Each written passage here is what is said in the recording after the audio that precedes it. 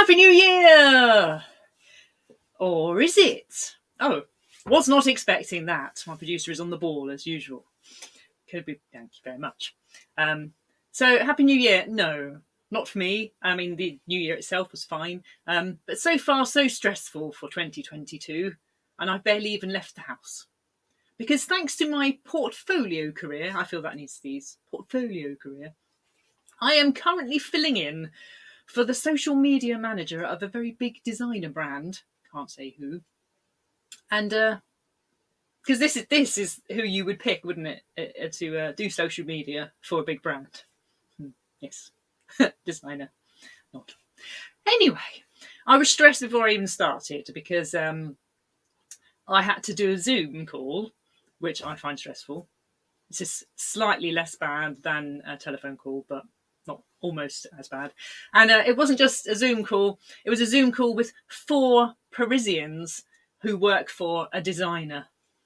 So yeah, wasn't sure what to wear. So naturally, I wore a praying mantis suit because my Pepe Le Pew suit was in the wash. No. I actually was the best dressed on the call, which was weird. And I felt quite pleased with myself. I have actually got the makings of a Pepe Le Pew costume, but I never actually finished. I never actually made it because I didn't finish writing the sketch, which is pretty par for the course for me. And talking of sketches, I am still in Sketch Off this Sunday in London, so please do come. And oh, there we go. Hang on. Ooh, there we go. Hello. And I haven't written the sketch yet, so that should be fun. Because at the 11th hour, I've decided that what I was going to do is not the right thing. And so I started writing something else. And I'm about halfway through writing the sketch.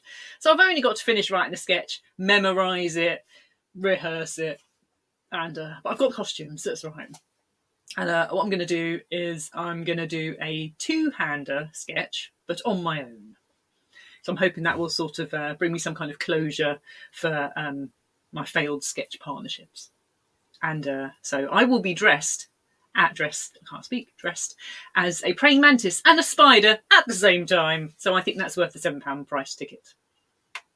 Price ticket? Ticket price. That's better. Anyway, come along, please do, if you're in London. I've got the link on my link tree, which will no doubt be shared at some point. There it is. There's so many links on there, it's amazing. I've just changed the look of it as well. Anyway, babbling. So yeah, I've been in Sketch Off before, and I didn't win then either. I'm not mean either. I'm going to win it this time. I'm going to smash it. Yeah, I was in it before, and last time I was a praying mantis, again, and an owl. And I've decided it was the owl that lost it for me, so I'm not doing an owl this time. This time I replaced the owl with the spider. And if I don't win this time, I think we might have to think about getting rid of the praying mantis. We'll see. But I'm particularly excited about it being a praying mantis because it's in the Museum of Comedy. And I've been a praying mantis there before. And Bill Bailey, I went to see Bill Bailey there quite recently. And he did a little bit about praying mantises on the same stage that I will then be on as a praying mantis. So obviously he has no idea about any of this. But it's pleased me. That's my word. I was going to say, I've thought about having a word of the week to try and stop me saying the same things all the time because I say everything is very pleasing, apparently. And that's been pointed out to me, it's true, so I might have a different word. But this week, the word of the week can be pleasing, but next week I'll have something new. Talking of words, witty comebacks I wanted to talk about. So my teenage daughter is going through a phase at the moment of firing witty comebacks at me every time I speak to her. Quite formulaic they are.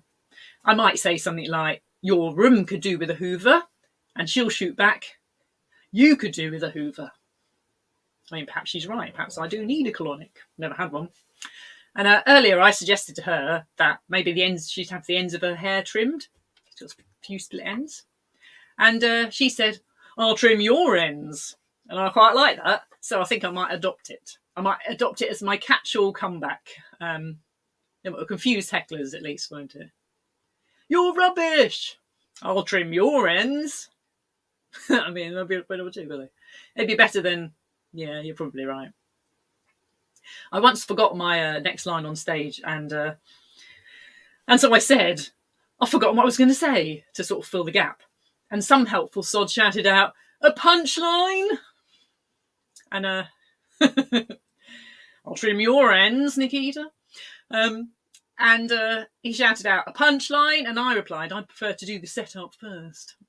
And I felt very clever, except I didn't, because I thought of that in the car on the way home when I was thinking hard about my life choices after a terrible gig. But anyway, enough of that. I'm now going to share a niche joke, which very few of you are going to get, even though there's only 2 of you watching. And yeah, a very small subset of people. But it's a joke that I've wanted to share for a long time. So I'm just going to get this out, and you can't stop me. I mean, you could stop watching, but don't, because it's going to be very short. And then I'll be back. So here it is. Someone called me a moron the other day. I was very offended. As someone with an underactive thyroid gland, I actually identify as a cretin. That's hilarious, if you understand it. So I told you it was niche. And telling it to you has saved me from real-life tumbleweeds, so thank you very much. And now, final thing I want to talk about is love languages. Excuse me. Have you heard of the concept of love languages? You may have done. The idea is that we all give and receive love in different ways. We're not talking about physical here. So I think there are like 5 official languages, and none of them are French, which seems wrong to me, because my husband can say pretty much anything he likes in French and I'll go weak at the knees. I mean, some words work better than others, like hélicoptère and armoire. They're good. But cul-de-sac, not so much. It's not surprising, really, is it? Because who thought that arse end of a bag would be a good name for a kind of road? I do feel sorry for my husband, though, because, well, for many reasons, not least of which he is the only neurotypical person in the house of weirdos. But also because it's very clear to me that his love language is touch. And those of you who know me will understand why this is a particularly bad choice on his part, because I am not a hugger. I do sometimes allow him to stroke my shoulder when we're sitting on the sofa together, with the dog between us, of course. He says I'm like a cat, actually. One minute I permit some gentle petting, the next I'm hissing at him. Poor man. But yet he stays. Good for him. That's all really I had today. Well, I feel like I've talked for quite a while, actually. Oh no, it's okay. I'm not heading for husband number 4. It's okay. Yes, so that's all I really wanted to say. Thank you again for watching. And I'm not going to wear this eyeshadow again because it's bloody weird, isn't it? It's very orange. No thanks. Yes, please do come to Sketch Off if you can, because votes. Oh, and subscribe. No. Yeah. Why is it so hard? Please subscribe to my YouTube channel if you fancy it. Fireworks. The end. Fireworks. It's the end now. Fireworks.